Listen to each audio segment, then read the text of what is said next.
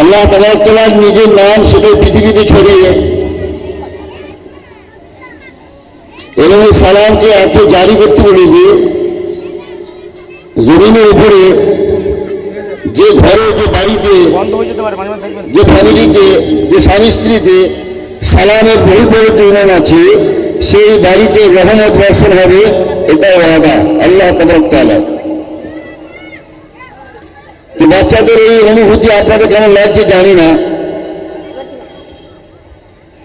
আজকে দুনিয়ার বুকে দেখছেন যে নার্সারি খুলছে, গ্রামে গ্রামে নার্সারি। তারা জানে যে আজকের বাচ্চা কালকে চাঁদে যাবে, আজকের যে শিশু সে বিজ্ঞান হবে পড়ে, আজকের যে শিশু একদিন প্রধানমন্ত্রী হবে, আজকের যে শিশু একটা রাষ্ট্রপতি হবে। সেই চিন্তা ভাবনায় আপনার আমার বাচ্চারা হাত ধরে মা বাপরা রাস্তার ধারে দাঁড়িয়ে আছে, গাড়ি আসবে তুলে দেবো। আধা ঘন্টা আগে দাঁড়িয়ে আছে, স্কুলের গাড়ি আসবে, নার্সারি গাড়ি আসবে, ইংলিশ মিডিয়ামের গাড়ি আসবে, তার মা তার বাচ্চা হাত ধরে দাঁড়িয়ে আছে যে গাড়িটা আসবে, অপেক্ষা করছে। আর এগুলো দিনের জন্য, কোরআনের জন্য, হাদিসের জন্য, যেটা আপনার অনন্তকাল জানাজার ময়দান থেকে বুঝতে পারা যায় যে এবার কি দরকার। তার জানাজার ময়দানে যখন আমরা হাজির হই তখন বুঝতে পারি যে এবার কি দরকার, কি প্রয়োজন।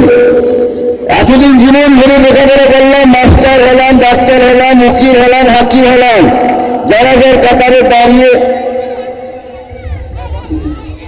কয়েকটা দোয়া আমাদের আর শেখা হয়নি। এখনো বলতে হয় সব দোয়াটা জানাজারের নিয়তটা বুঝে দেন। বলাটা সহজ হচ্ছে, চলবে, কিন্তু আপনার যে এতটুকু দোয়া প্রয়োজন সেটাও সারা জিন্দিগিতে এখনো প্রয়োজন মনে হয় না। যে কতটুকু দরকার অনুভূতি হয় সেই দিন দাঁড়িয়ে যে এইখানে যদি আজকে জানাজার দোয়াটা শিখতাম আজকে আমি পড়তে পারতাম।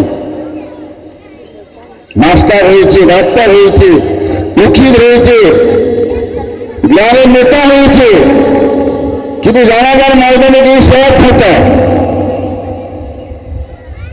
যেটা মরণের পরে শুরু হবে, জিন্দিগি ভরে অনেক কিছু করলেন, কিন্তু মরার পর থেকে যেটা শুরু সেটা হচ্ছে এইটা, এই নার্সারি।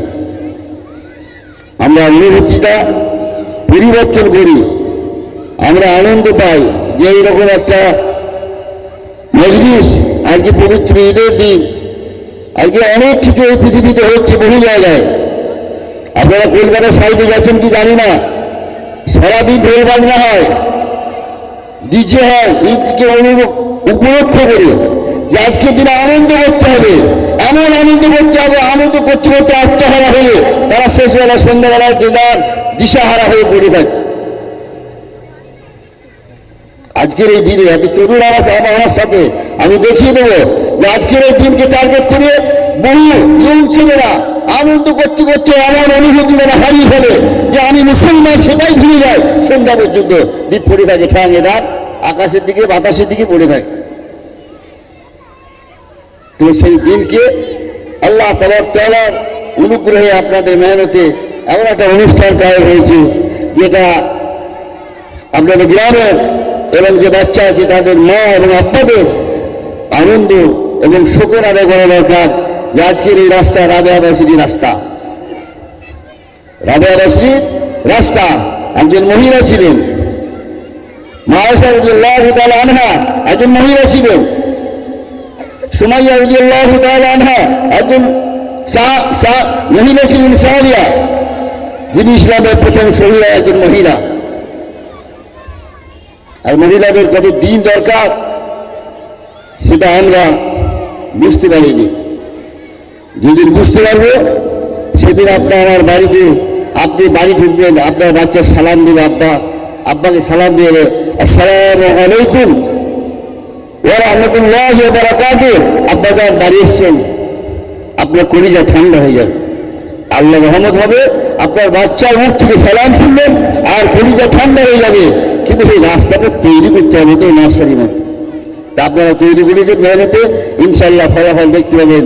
যে তারা এই কয়েকটা মানে কয়েক বছরে 10 বছর 8 বছর 7 বছর 9 বছর বয়সী মেয়েরা কিছুক্ষণ সময় তারা মসজিদে গিয়ে কি সময়টা অতিবাহিত করে আসছে এবং সারাটা দিন যে আরও মেহনত অন্যান্য করছে সেদিকে পড়াশোনা করতে হবে, সেদিকে নিষেধ নাই।